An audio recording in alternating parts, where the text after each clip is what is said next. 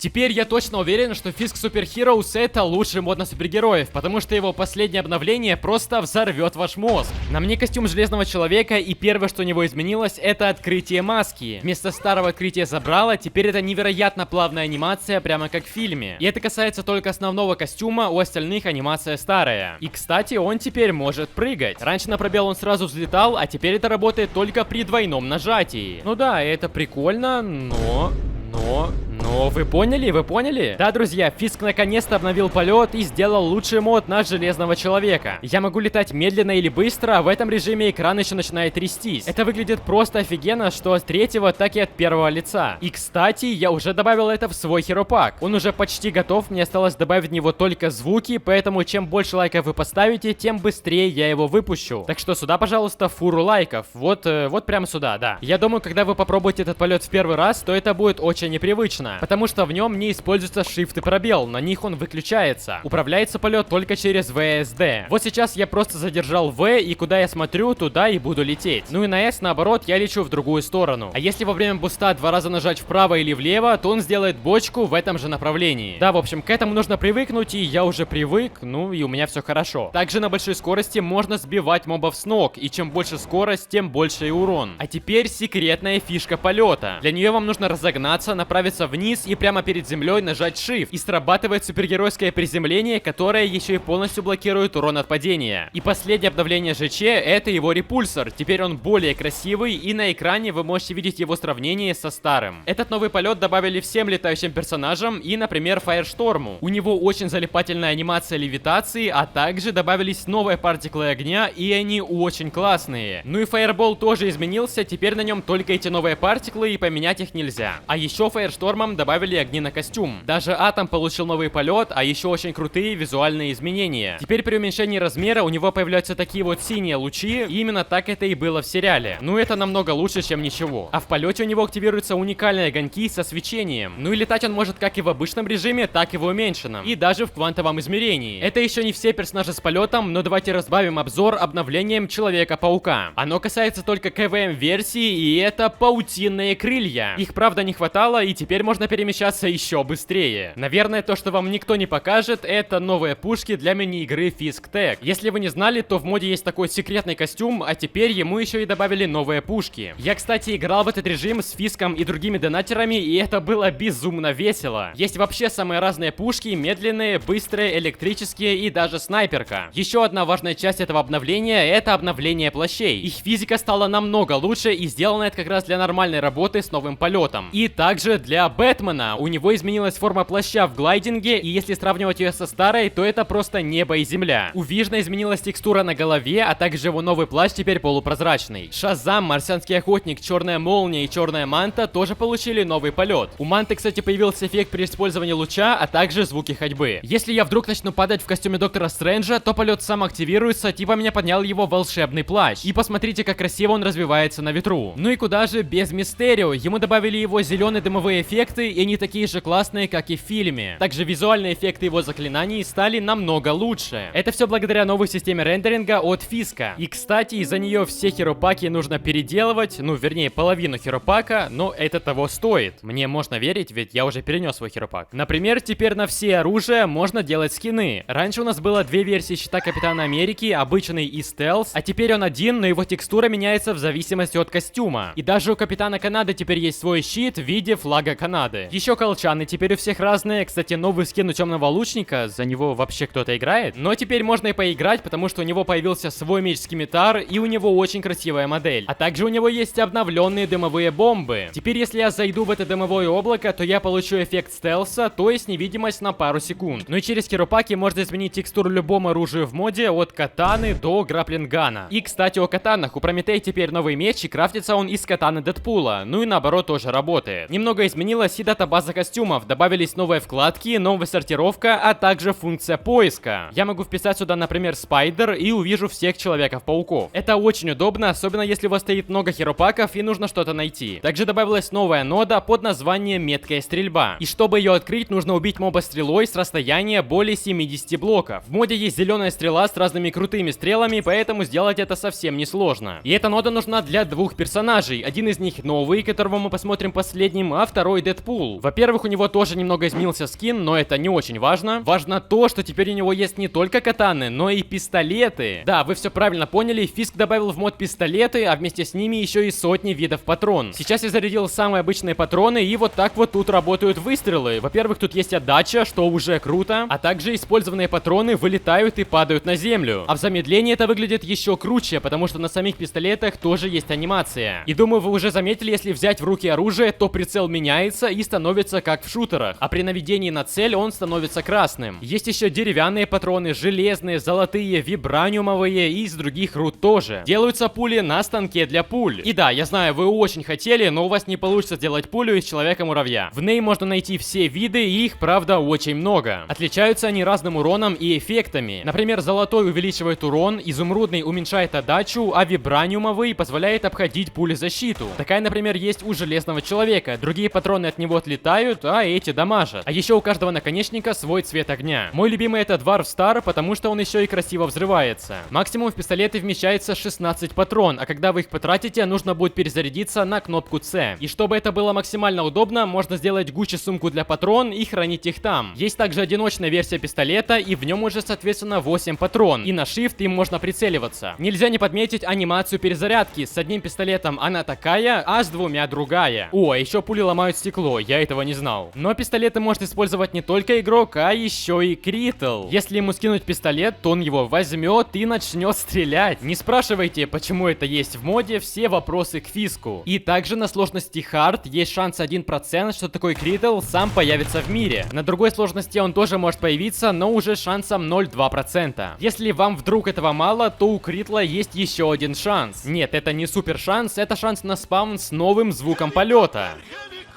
Я не знаю, что тут можно еще сказать. Ну, если ему дать пистолет, и он будет с таким звуком, то это очень страшно. Ну что ж, новый персонаж этого обновления — это Дикий Пес. Это не очень популярный персонаж из сериала Флэш, но он тоже использует пушки. У него уже другая модель, у Дэдпула был Дигл, а у него Беретта 93R, и у нее другие функции. Вмещает он уже 30 патрон, а если зажать Shift, то можно выбрать режим выстрела. Это либо одиночный выстрел, самый обычный, и, кстати, у этой пушки чуть меньше урона, либо второй режим тройной выстрел, и он делает стрельбу еще быстрее. Ну что ж, такое вот обновление. Ставьте лайки, ждите мой херопак и смотрите мои другие видео с этим модом.